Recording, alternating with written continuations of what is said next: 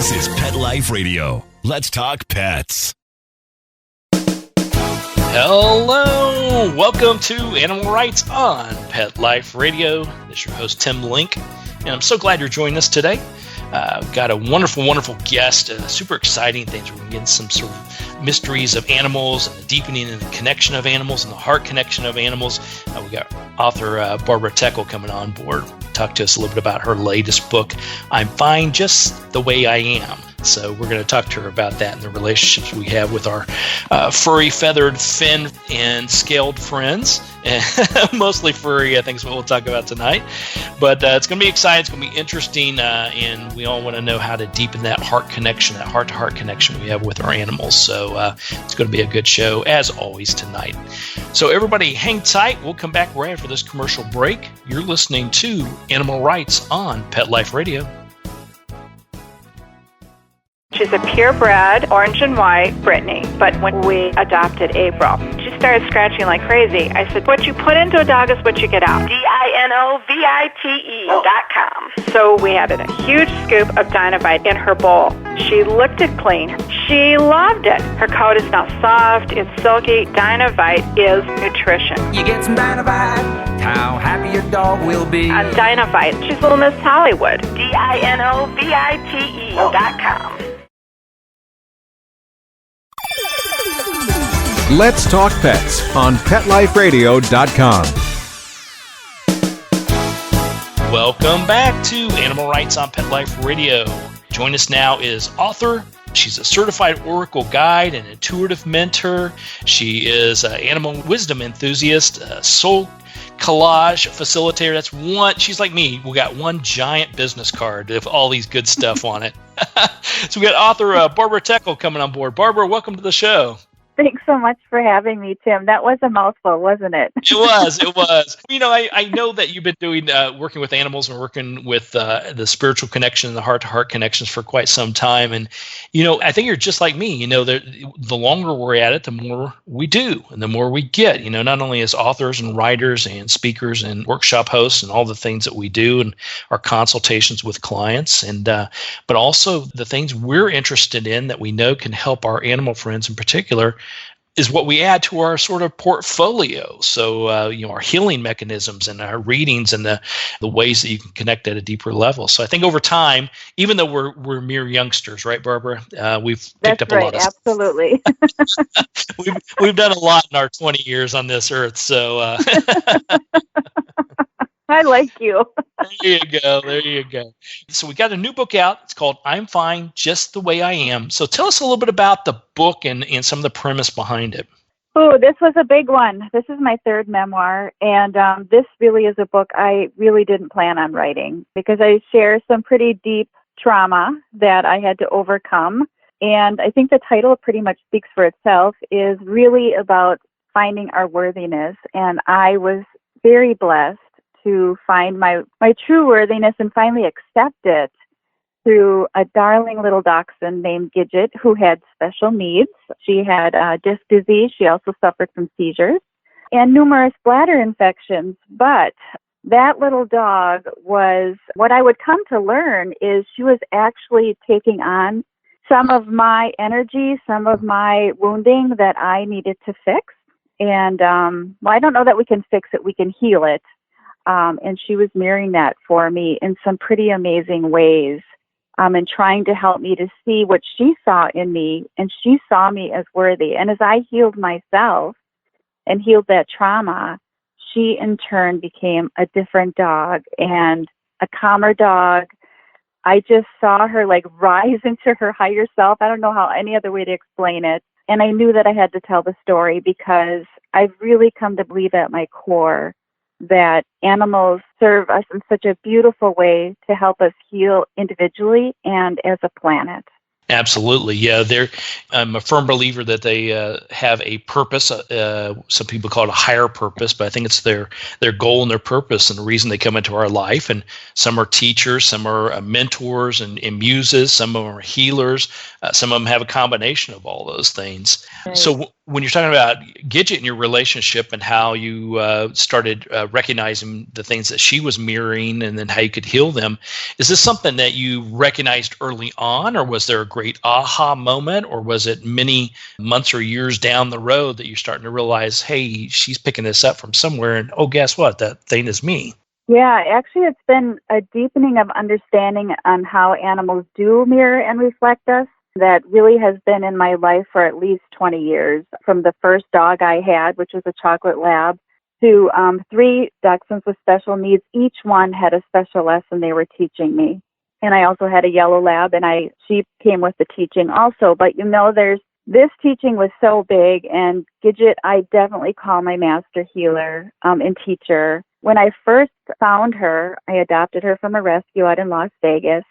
When I first found her, when she came to live with us, there was something about her. I couldn't name it, but it was just like this knowing inside me that I started calling her my Buddha dog, because there was something so wise about her, though I couldn't put my finger on it. But this has been my life for the last 20 plus years, is these dogs have come into my life to help me heal something, some aspect of myself. And Gidget was the biggest master healer to date. I don't even know if I should say biggest, because, you heal things when you're ready to heal them. And, I truly believe that we have these contracts, these soul contracts with these animals, as they do with us, and they come along when you're ready to do the work that needs to be done. Yeah, absolutely. I talk to people all the time about how going out and finding an animal, they're going to find you. And at first, Right. At the very top level, at the very surface level, that means, okay, well, I'm going to run into a dog, or one's going to, cat's going to show up at my doorstep, or, I'm going to go to a rescue and find one that's perfect. Well, that's very high surface. That's high level stuff is what I call. When you dig down into it, it's like, okay, where does this animal come from, and how did they present themselves in my life? And then what are their teachings once they're here? What are they meant to do to help me get to where I need to be? And in turn, like you said with Gidget, how you could get her to be her true self. Right. It's a mutual thing. And I hope people will take that away from the book, is as I did my healing, I was in turn helping Gidget heal what she needed to heal as well. It's a mutual thing. We agree on this together. And if we can, because sometimes people will feel, when I work with clients too, they'll feel guilty that their dog or their cat took on some of their issues. But the key here is to realize that and become aware of that and realize what a blessing that is, that you can help each other. Absolutely. So was there, when we talk about going back in time to some of your previous animals that have been part of your life and part of that heart connection, was this something you were able to identify early on in your life? Yeah. And you were always able to say, okay, there's a particular message or particular purpose for this particular animal to be in my life. Like I said, it just started to happen more and more over time. And my first dog that I had was a chocolate lab. Named Cassie Joe. And this is when it first this was like my first encounter with this. And she had been diagnosed with a terminal bone cancer, and there was really nothing we could do for her except, try and help her live a quality of life for as long as possible. And I just remember one day, and I was at a point in my life, it was in my early 40s.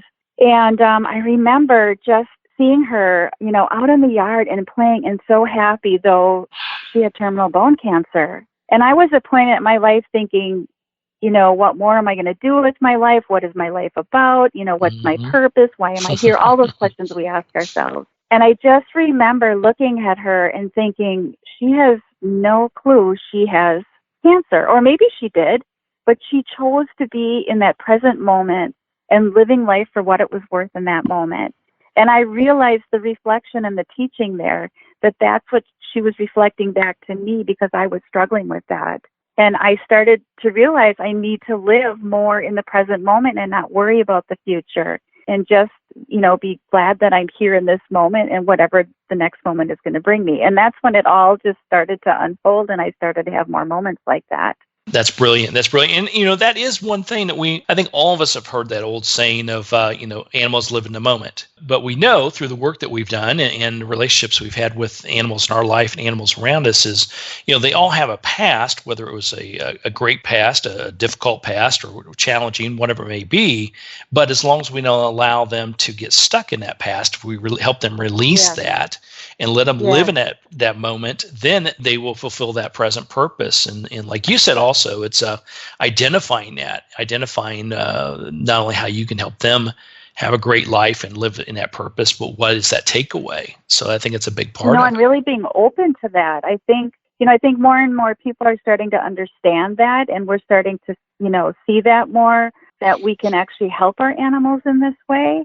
That they truly are energy beings just like we are, and they sense and feel and know things like we do. Absolutely. So when you talk about taking on some of the mirroring, taking on some of your challenges that you were facing in Gidget, mirroring those, is this something that you, for the person that may not be totally aware of this type of connection, or maybe it hasn't presented itself to them yet, what's your thoughts or takeaways? How do you recognize that and get a client or someone on board with the fact that what you're putting out there could be having an impact on your animal, but yet in return, what they're feeling is going to have an impact on you as well? And how do you clear that and have that great relationship? Right. Well, the first is the client has to be open to it, and they're not always open to it. So, it's a very gentle approach.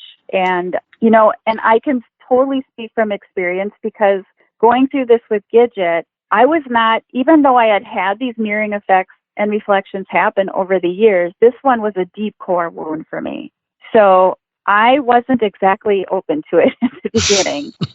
And I mean, aren't we our worst enemies? I fought and I struggled against this so incredibly hard, because my deep core wound was facing a vision I had carried with me for over 25 years of being touched inappropriately as a child. And it was a vision I had never expressed out loud to one single soul. Nobody in my family, my husband, nobody. And so that felt terrorizing to me, because, what comes with that? Judgment, rejection, possible judgment, rejection. So Gidget, I would learn and I would come to understand, and what I totally believe now is when she came to live with me a year later, she started suffering from seizures. And from what I knew, she never had seizures before that. And working with an animal communicator, I do believe you know her, Dawn Brunke, she said to me, I feel as if Gidget is trying to help you shake something loose here. And I remember thinking at the time, what in the world is she talking about? What could this possibly be? But I was so intent on trying to, and I'm doing air quotes here, fix Gidget to stop the seizures. Right. I couldn't see what was happening here.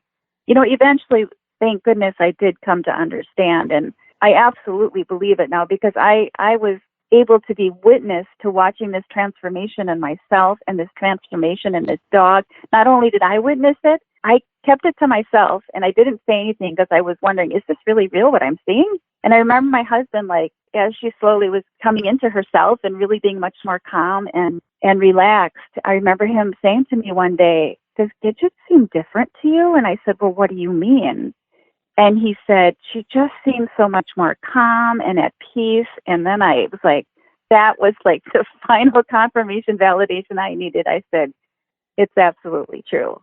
We were witness to it. We felt it and we saw it. And, that last year of her life was so amazing to watch her just be the dog she was meant to be. And it just made me so much more passionate about getting the story out there and then helping other people to walk through this process. But again, and I know you know this in your own work too, it's not an easy thing for people to see, because I think we carry this guilt that somehow it was our fault. But it wasn't, because we all come together for a reason and a purpose. Yeah, absolutely. I firmly believe that. And animals are great barometers for what's going on, not only within them, but everything around them, the energy that's around them. And the biggest energy, obviously, it's that they're connected to is that heart connection they have with their human companions. Right.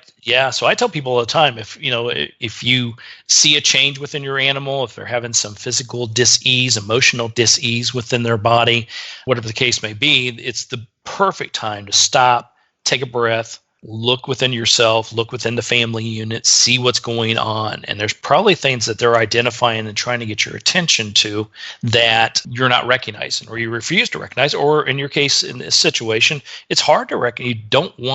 We want to keep it buried as long as you possibly can. And in reality, Right, if we would just opened up and listened to our dogs, then we'd be in much better shape. Oh my gosh. Right. I mean, I definitely can say that 100%. I went to set it at the beginning. And like I said, I fought it every step of the way. And I think too, what happens, I don't think I know, is we get so caught up in our minds. And then, we become so, analysis paralysis. And that's exactly where I was with everything with Gidget.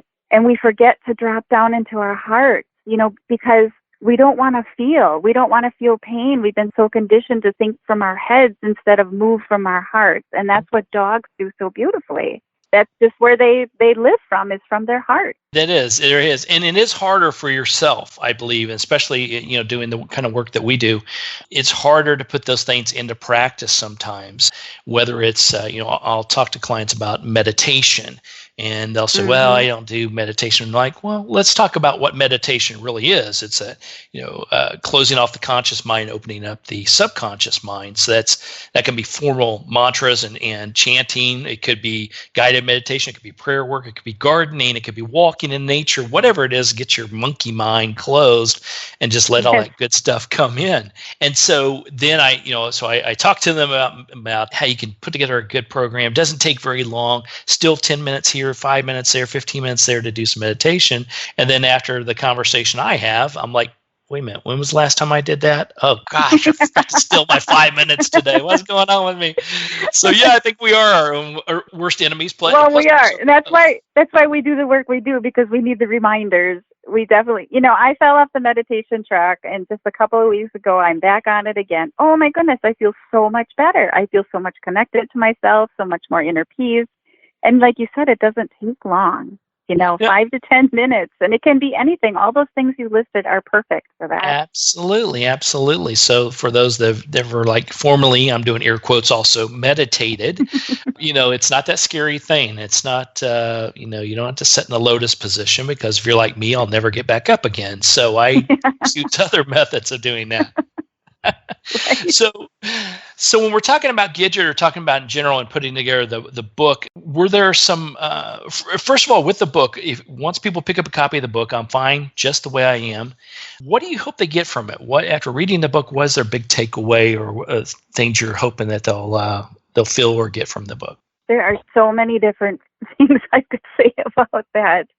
I think the most important for me, really, probably two things, is we can self-heal ourselves.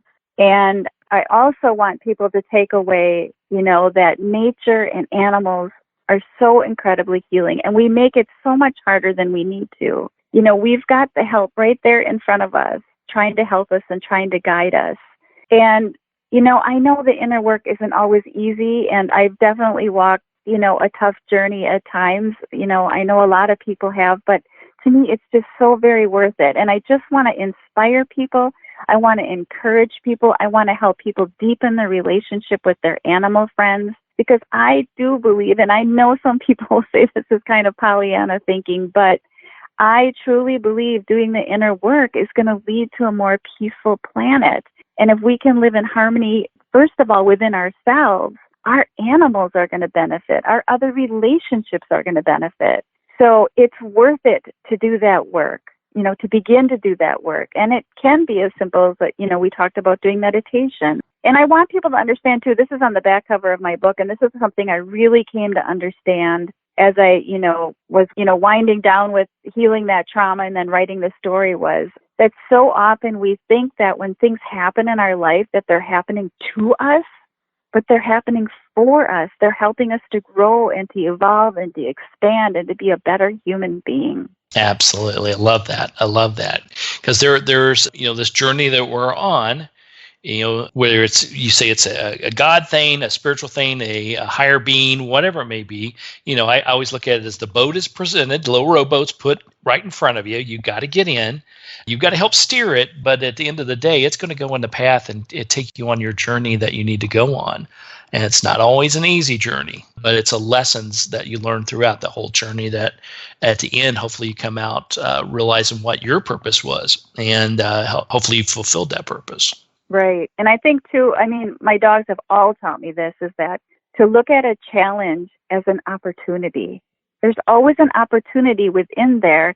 And then also, and I know this is not an easy concept either, especially if you've suffered, trauma, is to try and find the gift within that trauma. And, that is something I wouldn't have said I understood, 3 years ago, but I get it now. I get it. And it has released me. I feel so much more free. And I want other people to be able to experience that as well. That's great. All right. Well, listen, we're going to take a quick commercial break. I want to talk to you a little bit more about the book, but I want to talk to you, switch gears slightly and talk about writing and writing styles and how do you put together a good book, a good memoir. So everybody hang tight. We're going to come back right after this commercial break. You're listening to Animal Rights on Pet Life Radio. Sit. Stay. We'll be right back after a short pause. Well, 4 to be exact. Hi, this is Tim Link, animal communicator and pet expert and host of Animal Rights on Pet Life Radio. Have you ever wanted to know what your pet is really thinking? Do you want to find out if they truly understand what you're trying to tell them? Ever wish you could build a better understanding and closer relationship with your pet? Well, now you can. Learning to Communicate with Animals is a 4-part on-demand workshop. In the workshop, you'll learn the essential techniques that are necessary to communicate with animals, including what is animal communication, breathing correctly to achieve the perfect state to communicate with your animals at a deeper level, using guided meditation exercises and method to communicate with animals, and how to send and receive information from your animals. So if you're wanting to learn how to communicate and connect with your animals at a deeper level, visit petliferadio.com/workshop and purchase and download Learning to Communicate with Animals. You'll be glad you did.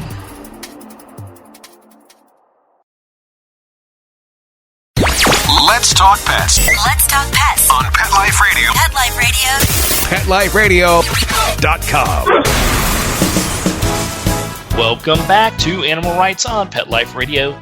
Continue our conversation with author Barbara Techel and her latest book, I'm Fine Just the Way I Am. So, Barbara, we talked a little bit about the books and the lessons we can learn and how we have to help heal ourselves. And the book does a great job of covering all those aspects and putting together real-life experiences, which I believe everybody can relate to. When you put together this book, you mentioned early on this third memoir wasn't anything you had planned on, but you had to get the message out there. What was that process like? How was it to put, old analogy, pen to paper and put those stories and basically spill your heart out in this book? Well, I think I was being prepared for it since my first memoir.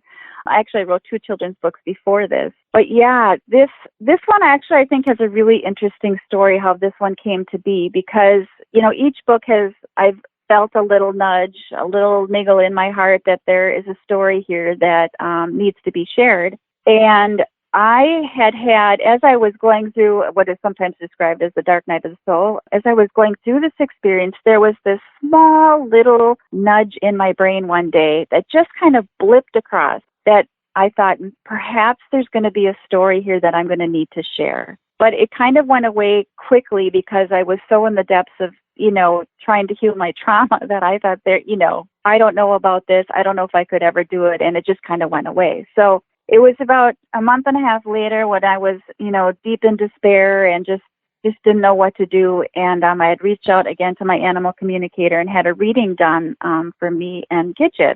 And the very first thing that Gidget shared with Dawn, my animal communicator, she said, I'm fine just the way I am. And as we went through the reading, and the reading was just so beautiful, as we went through the reading, and then at the end, as we just kind of were finishing up and having a discussion about it, is when Dawn said, maybe someday you'll write a book about this.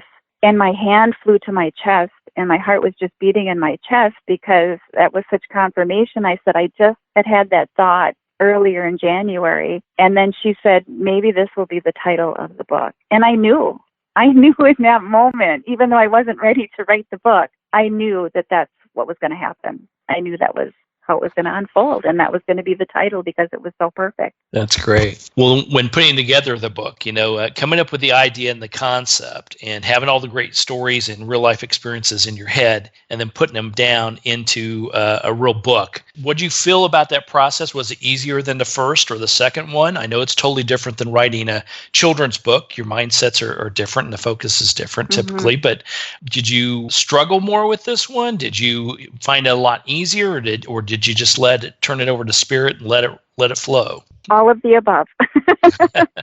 I would definitely say I struggled a bit more with this just because this was like sharing my guts. This was sharing something so many people had no clue, had no idea, In fact, someone had read my book that I went to high school with, and I remember running into her and she just said, you think you know somebody, and then you read this and you're like, wow, they were struggling with that, and you would have never had a clue. So that was my big thing, was I am going to put this out into the world of sharing what had happened to me as a little girl. And that took going through the writing process to deepen the acceptance of that and to overcome the judgment of that, or maybe people wouldn't understand. So, in a way, writing the book was really like just further therapy, self-healing for me as I did it. And there were days, I thought, I can't do this. I can't put it out there. But I just kept going. I kept going for Gidget. She definitely was my cheerleader the whole way. And I wanted to do it for her. But in a lot of ways, I wanted to do it for myself, too. And I will say, and though my mom laughs at me and says, yes, I've heard this before, I keep saying, I swear this is the last memoir I'm ever going to write. I'm not doing this again. I'm so glad I did it. I mean, I am, and I'm thrilled with how it turned out. But it's not an easy process, but it definitely is. I feel like I've grown so much from it, and that has been such a reward in itself. You take it one day at a time, one moment at a time, and some days you don't feel like it, and the next day I did, and I just kept going. This show's been on the air for quite a while now, and I've talked to writers and authors of all sorts. And each one has their own experience, an own way of doing things, and ways to let it flow, And I think one of the messages I always get is there's no set way when you're going to write a book. There's no set way to do it, and you can't beat yourself up if you didn't write 5,000 words today, or you didn't write it all on a particular day. You have to open your heart and just let it flow when the right time's there. And I can imagine with this. Yeah, I love that. Yeah. One day you just don't want to, you just cannot do it, and other days you just can't pull yourself away from it because you're continuing to write. And whatever it is, as long as you get your message out there, that's the important thing. Right. Exactly. I love that you said that, because I think about earlier in my writing career when I would get so sucked into, the 10 best ways, 10 best steps, blah, blah, blah. And then that's what I would do. I'd beat myself up like, I didn't follow that step, or I didn't just sit my butt down. Even, I do have to be inspired, or I have had to work through whatever needed to be worked through. But I love that you said that, because you can get stuck in that and then never end up sharing your story when it could have helped somebody. No matter how long it takes, just keep at it. Keep at it. Absolutely. I mean, and it's a brilliant time right now. It's there's so many ways to get your message out, and there's no right or wrong way to do that as long as you get the message out there and it has an impact. I'm sure there's been people that have contacted you because of this book that have said, oh my gosh, I thought I was the only one, or I thought I was the only one to talk to my dogs, or I thought I was the only one that had this kind of, trauma in the past. Right. Exactly. That in itself is so rewarding, and then being able to help other people see, what's going on in their relationship with their pet, and then helping their bond grow deeper and stronger. I mean, what better thing? And that's, honestly, once I could get past my own stuff, the why became for me just so much stronger that I wanted other people to understand how we can improve our relationships and deepen them with our animal friends. Absolutely. Great job with that. So everybody go out and pick up a copy of the book. It's Barbara Techel's book, I'm Fine Just the Way I Am, Healing Emotional Pain Through the Wisdom of Animals and Oracles. So I love it. Love the title. Love it came to you in that fashion. So that's fantastic news. Where can people find out more about you, Barbara, and your writings and get a copy of the book? You can go to my website to find out more about me, which is my name, barbaratechel.com, and the book is available on Amazon, all the online booksellers, and you can probably have your local bookstore order it also. There you go. So everybody pick up a copy of the book. You're going to love it. It's going to be heartfelt. You're going to learn some lessons, and you're going to learn that, hey, I'm not the only one out there. So this is good stuff. So it's Barbara Techel's new book, I'm Fine Just the Way I Am. Barbara, thanks for coming on the show today. Really appreciate it. Great to hear from you, and kudos on all the success that you're having. Thanks so much, Tim. I really enjoyed talking to you. This was awesome. Oh, my pleasure. My pleasure. Well, we're coming to the end of the show today. I want to thank everyone for listening to Animal Rights on Pet Life Radio. I want to thank the producers and sponsors for making this show possible. If you have any questions, comments, ideas, or just want to know who you can listen to on the next episodes, you can drop us a line at petliferadio.com, and we'll be glad to entertain your comments, answer your questions, and bring on the people you want to hear from most. And while you're there, check out all the other wonderful hosts and shows on Pet Life Radio. There's a cornucopia of great entertainment there. So that's at petliferadio.com. So until next time, write a great story about the animals in your life, put it in a blog, an article, or in a book, and who knows, you may be the next guest on Animal Rights on Pet Life Radio. Have a great day. Let's Talk Pets, every week on demand, only on PetLifeRadio.com.